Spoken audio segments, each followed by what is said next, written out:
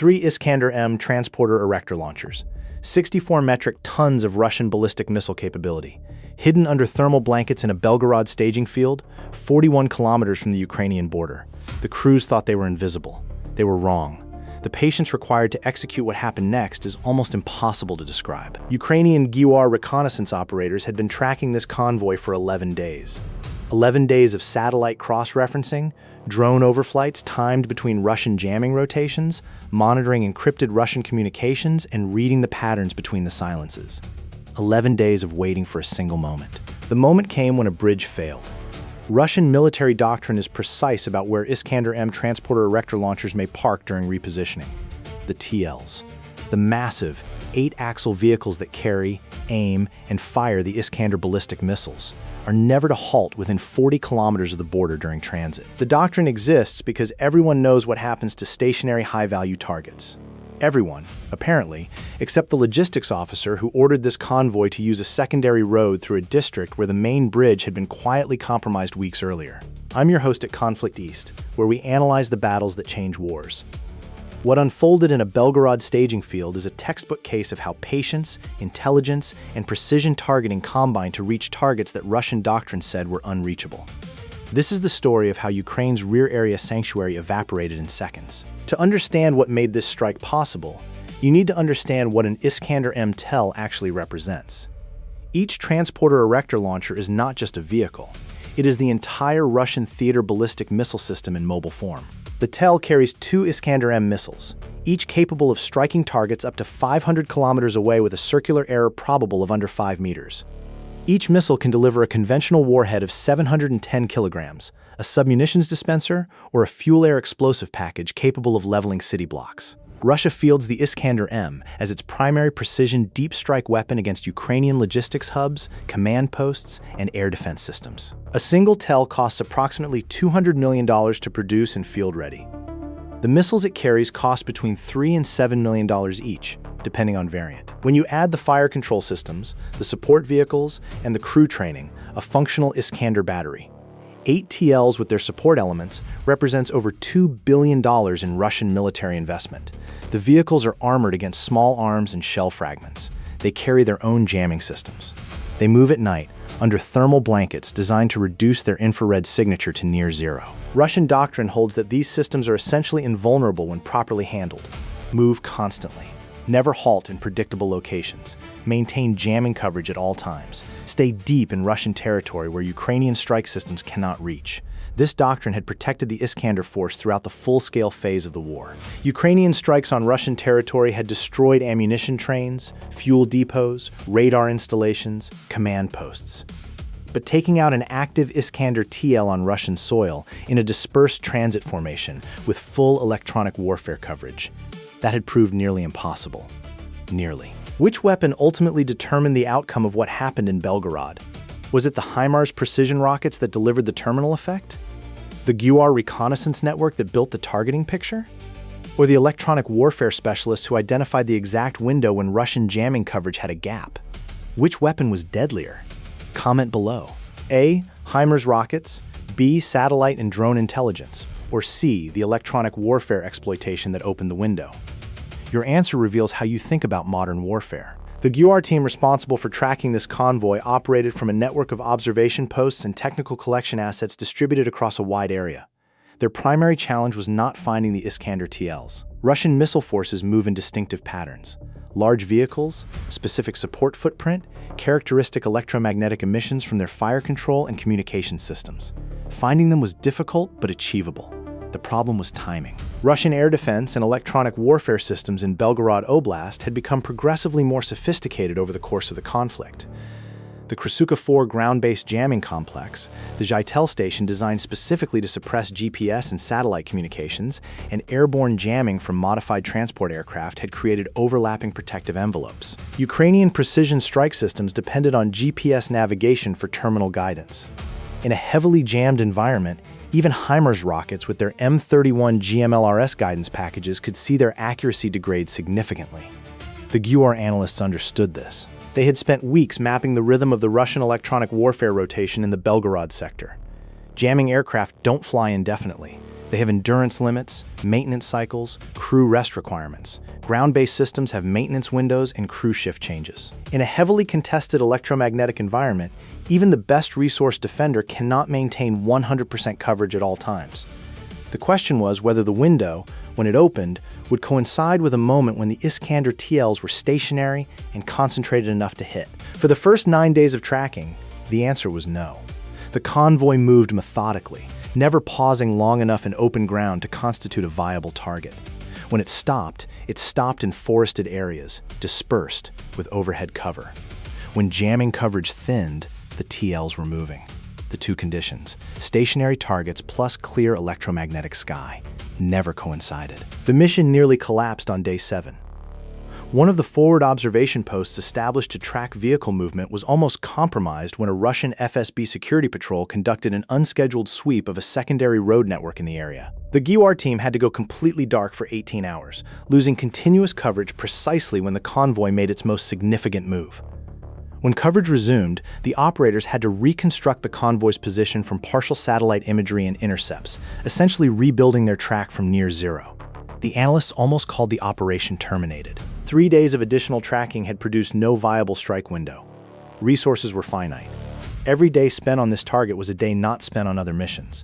The recommendation to stand down went up the chain of command. It was rejected. The senior GUR officer overseeing the operation had seen something in the pattern that the junior analysts had missed. The convoy's routing was being constrained, not randomly, systematically. The TELs were avoiding specific roads, specific bridges, specific choke points. Someone in the Russian logistical system had updated the hazard maps for the Belgorod road network, probably after Ukrainian long-range drones had been observed in the area. The convoy was being pushed toward a narrowing corridor of routes deemed safe. At the end of that corridor was a bridge that Ukrainian engineering assessment, cross-referenced from 3 separate satellite passes over 4 weeks, showed was operating at the absolute edge of its weight rating. The bridge had been identified months earlier as a potential vulnerability.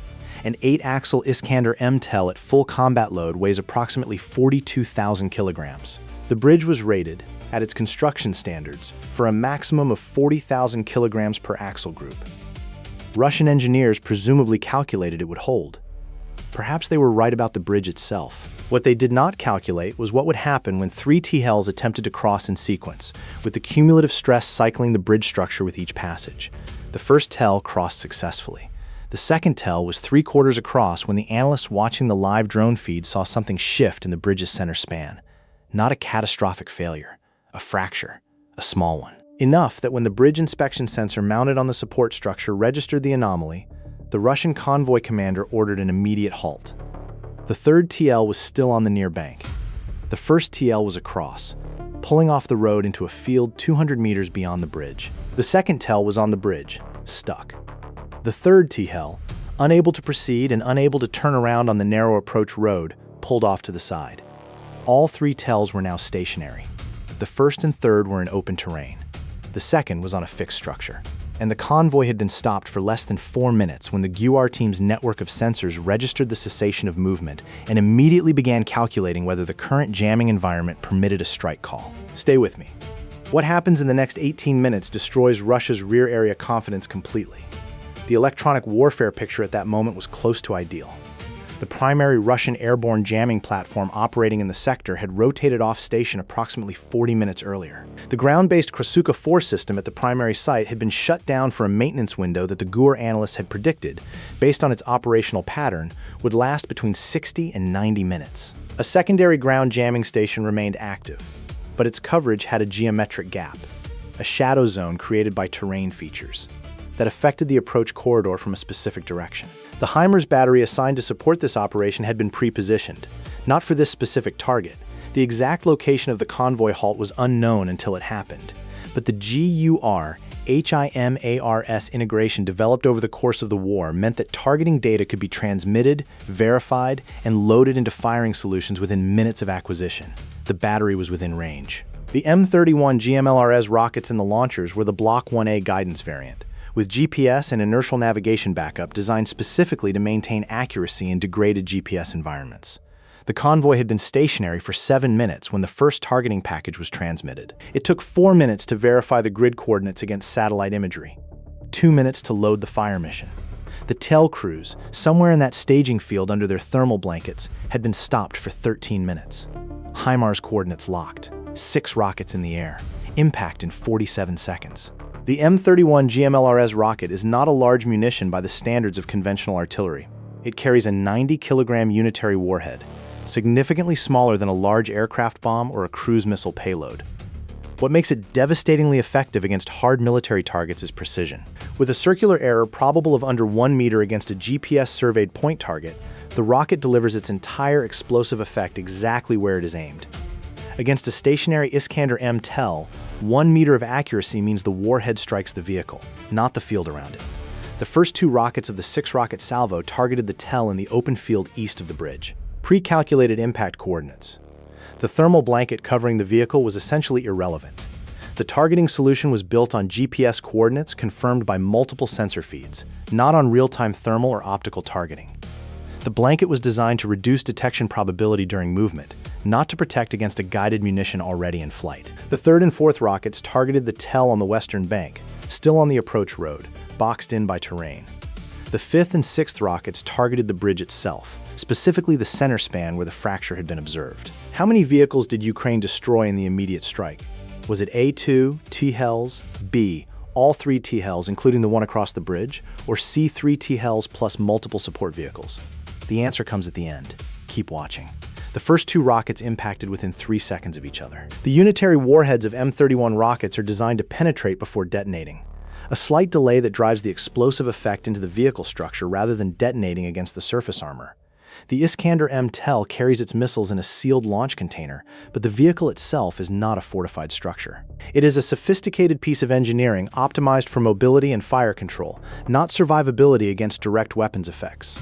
The fuel tanks of a TEL under combat load contain approximately 12,000 liters of diesel for the drive system and additional propellant-adjacent compounds in the missile preparation systems. When a 90-kilogram warhead detonates inside a vehicle carrying that volume of combustible material, the secondary explosion is the dominant damage mechanism. The first TEL ceased to exist as a functional system in approximately 2 seconds. The 3rd and 4th rockets struck the second TEL on the approach road 91 seconds after the first impacts, the time required for the slightly different trajectory to reach the closer target. The effect was similar. Different vehicle, different orientation, identical outcome. The 5th and 6th rockets struck the bridge center span.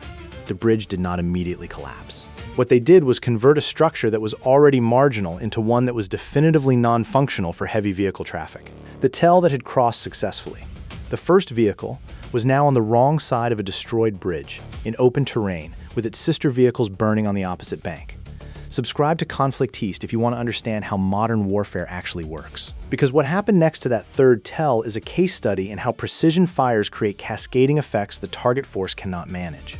The commander of the TEL that had successfully crossed the bridge had one immediate option: drive away from the burning wreckage and the destroyed bridge and find an alternate route back to his unit's home station.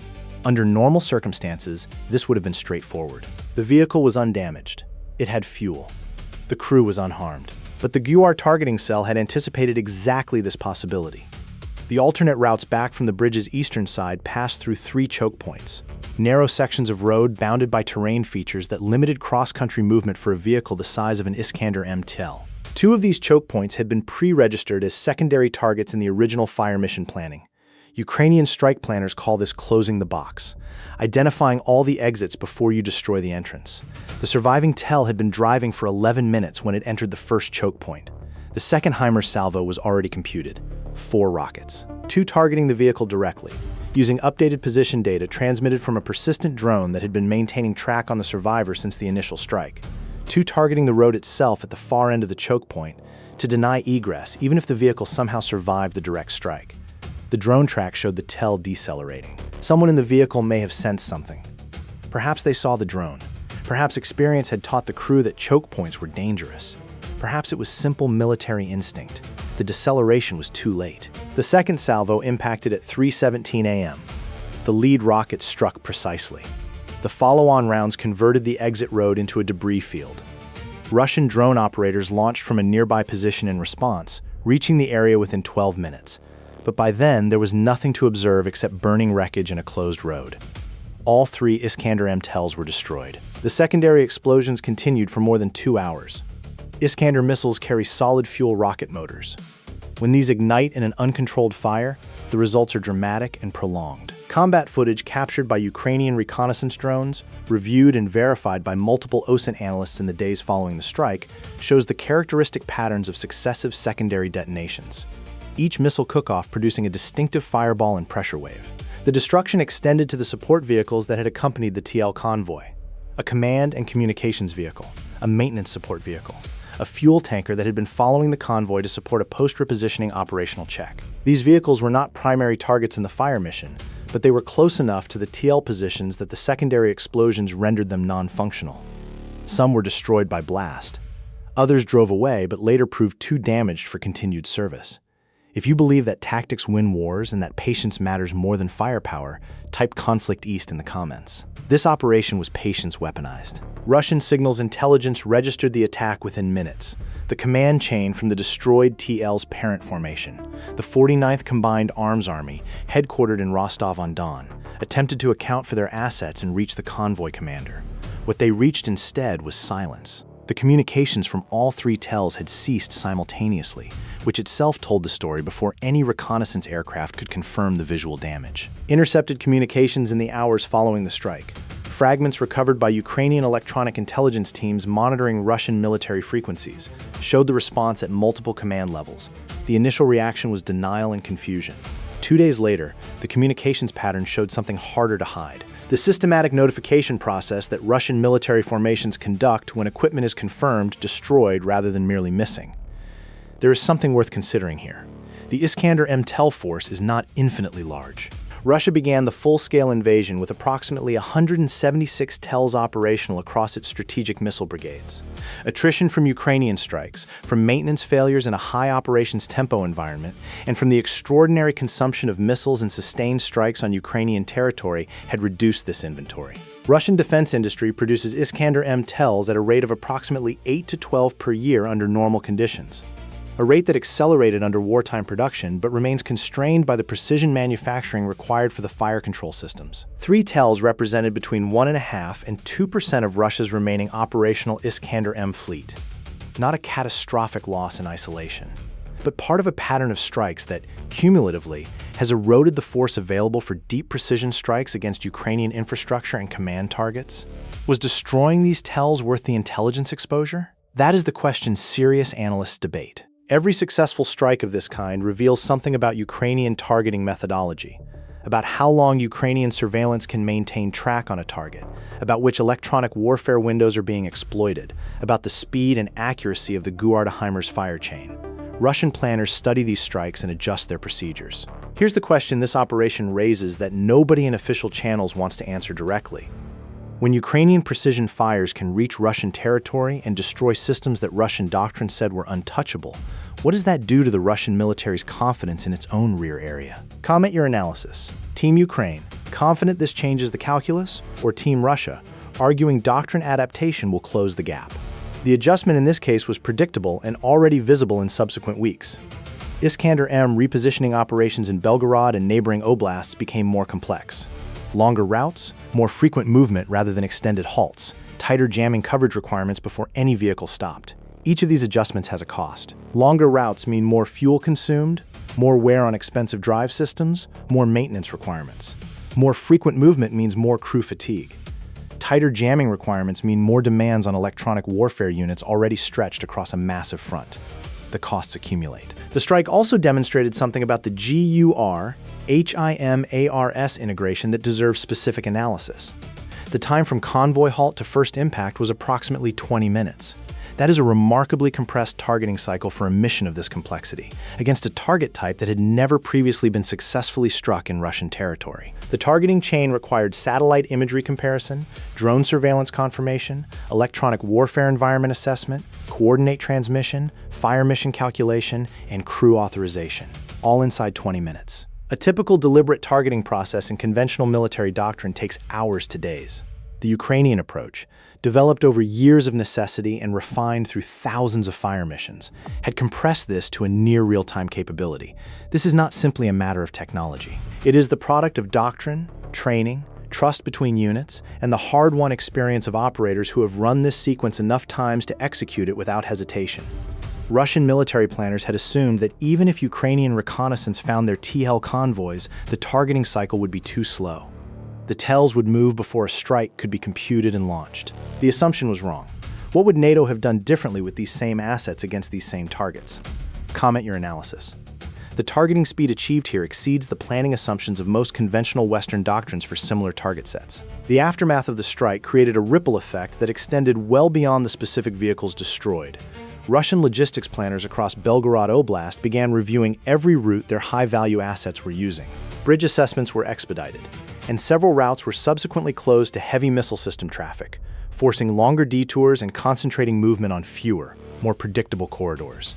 In warfare, the paradox of security is that the measures taken to improve protection often create new vulnerabilities. The GUR team that ran the 11-day tracking operation had anticipated this adaptation as well. In military intelligence work, a successful strike is not only an endpoint, it is also the beginning of learning about how the adversary responds. The response tells you things that passive surveillance cannot. Which routes do they abandon? Which do they double down on protecting? Where do they concentrate their jamming coverage when genuinely concerned about a specific threat? The answers to these questions shaped targeting packages for future operations. The crew of the TELs, the drivers, the missile preparation specialists, the fire control officers, were not cardboard figures in this story.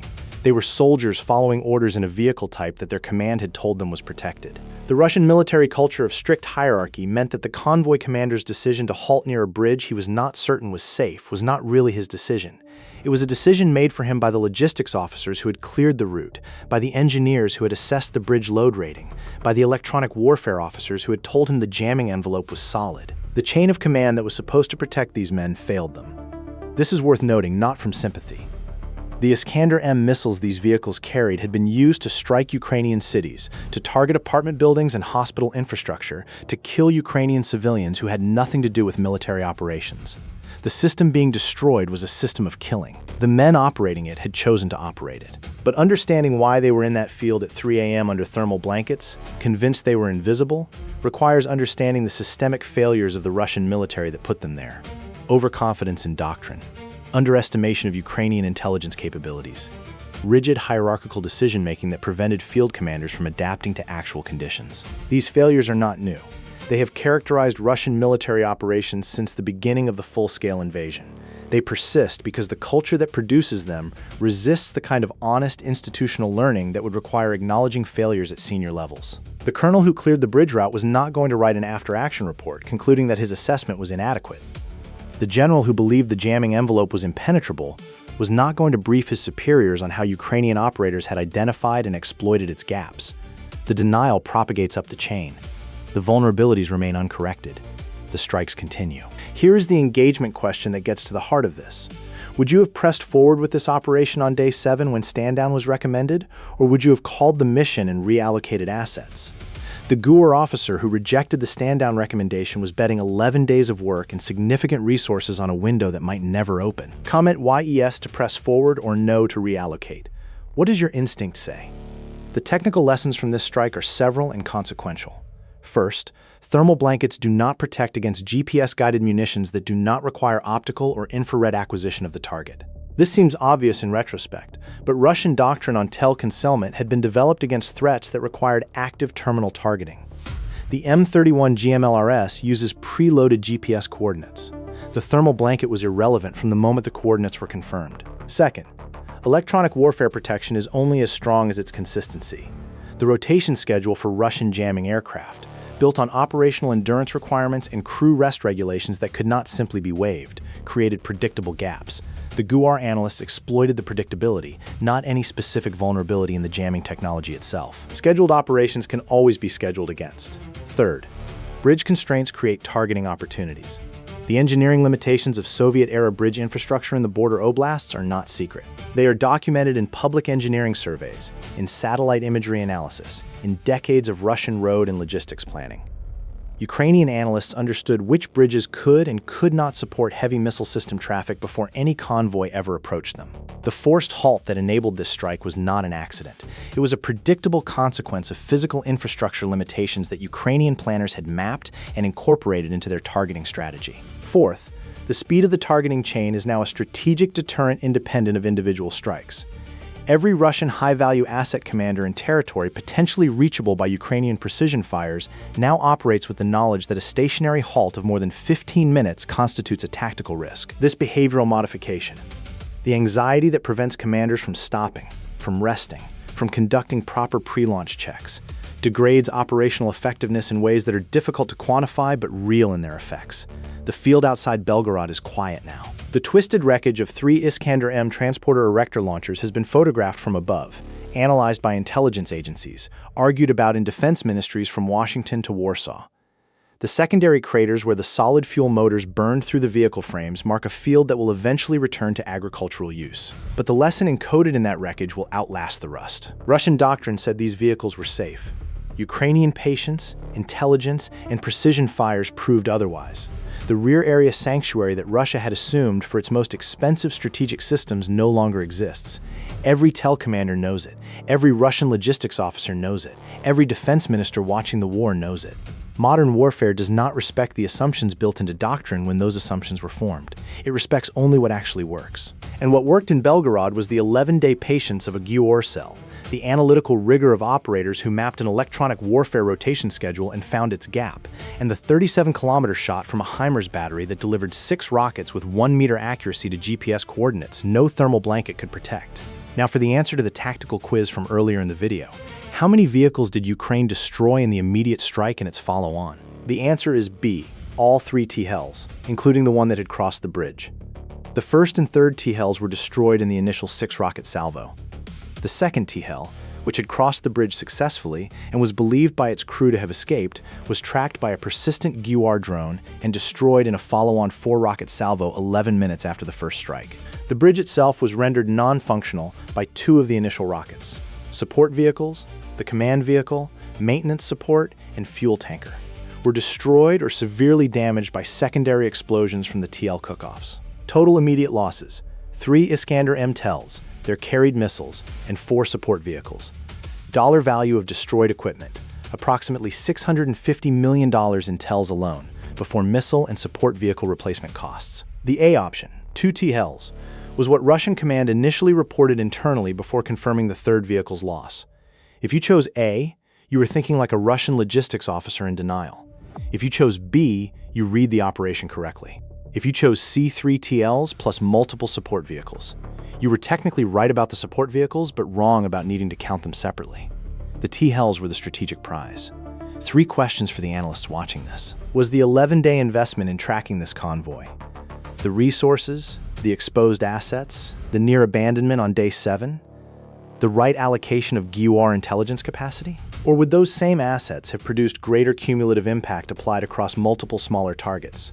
Could the Russian escort and security detachment accompanying the convoy have prevented this outcome if they had understood the electronic warfare gap their own jamming rotation created? Or is the gap structurally unavoidable given the physical constraints of jamming aircraft endurance? And the hardest question, what would you have done, commanding the third TEL that had crossed the bridge successfully when you heard the explosions behind you and knew your sisters were burning? Drive for the alternate route and bet your life on the road being clear? Stay hidden and hope the drone overhead was targeting someone else? The choice had to be made in seconds, with no reliable information, under fire.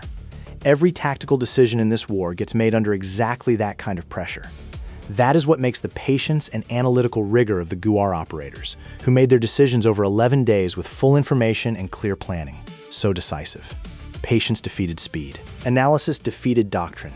Precision defeated concealment. Subscribe to Conflict East, because we break down the battles that textbooks will study for decades.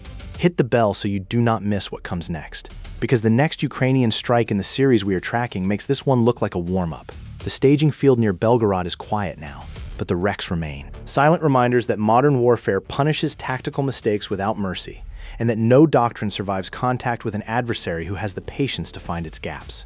Stay vigilant. Real battles, real tactics, real consequences. Conflict East.